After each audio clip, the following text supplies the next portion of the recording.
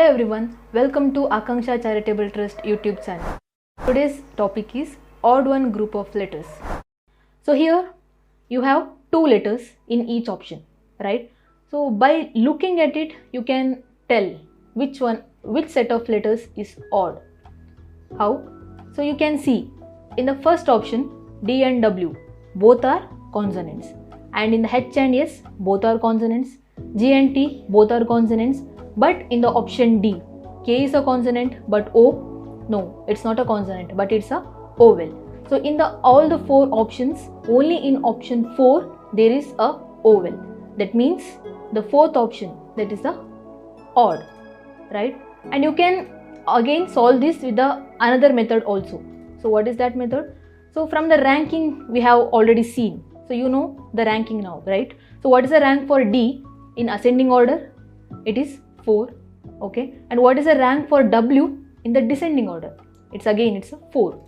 And similarly for H and S, the rank of H in ascending order is 8, and in descending order rank of S is 8.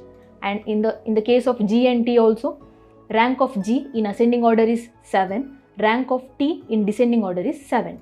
But in the case of K and O, the rank of K in ascending order is 11, but the rank of O in descending order is not 11 but it is 12.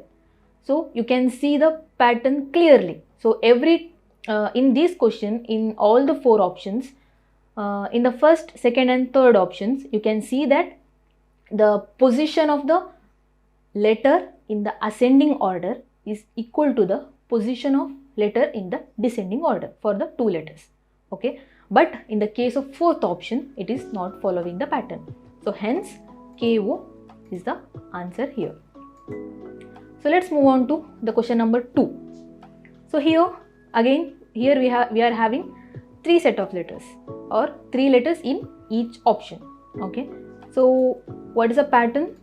So now in the first option, F is a consonant but A it's a vowel. So what is the number of consonants? 1. Number of vowels? 2. Similarly, in the second option, there are 2 consonants and only 1 vowel. O is a vowel, so that's the only 1 vowel. And in the third option, there are 2 consonants and only 1 vowel. But in the option 4, there are 2 consonant and 1 vowel, right? So in here you can observe that in the option B, C and D, there are 2 consonants and only 1 vowel. But in the case of option 1, there is 1 consonant and 2 vowels. Hence, the option 1 is the answer here. Next, moving on to question number 3. Here.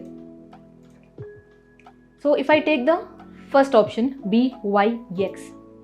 So here, what is the rank given to the letter B in the ascending order? It is 2, right? So A is 1 and B is 2. Okay. And similarly, ranking for the letter Y in the descending order is 2. Not in ascending order, but in descending order it is 2. And similarly, the rank given to the letter X in the descending order is 3. Here also we are considering the descending order. So don't worry why we are considering ascending and descending and all. So you will get to know with the experience. Okay. So let's move on to the second option, that is L, P and O. So here the position of L in the ascending order is 12. So if I consider the ascending order for the first letter, then for each case I have to consider ascending order itself. Like if I take the ascending order for B in the first option, then I can't consider the descending order for L in the second option. So here also I have to consider ascending order itself. So here the position for L is 12 and position of P in descending order is 11. Position of O in the descending order is 15. Okay. And similarly for the third option, E, V, U. Here position of E in the ascending order is 5. Position of V in the descending order is 5. Position of U in the descending order is 6.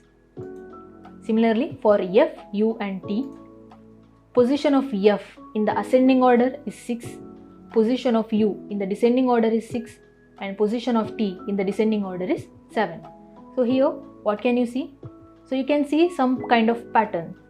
What is that? So in the first option 2, 2, 3, and in the third option 5, 5, 6, in the fourth option 6, 6, 7. That is, the third letter is one more than the position of the first letter in the ascending order and the second letter in the descending order, right? But in the case of the second option L, P, O, it is not following such kind of pattern. Hence here answer is second option L, P, O. Let's go to next question. So here if I consider the first option, so again we can go with this, we can move with this question. Sorry.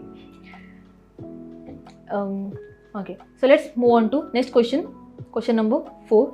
So here again we can consider the same method, that is, if I consider the position of G in ascending order, it is 7, and the position of E in the ascending order is 5, and position of M in ascending order is 13, position of K in ascending order is 11, position of U in ascending order is 21, position of W in the ascending order is 23, position of Q in ascending order is 17, and position of N in ascending order is 14. So here I am considering the positions all in ascending order itself.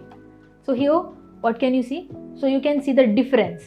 So here what is the difference between 7 and 5? It is 2. 7 minus 5 is 2. And the difference between 13 and 11, it is again 2. And the difference between 21 and 23, it is 2.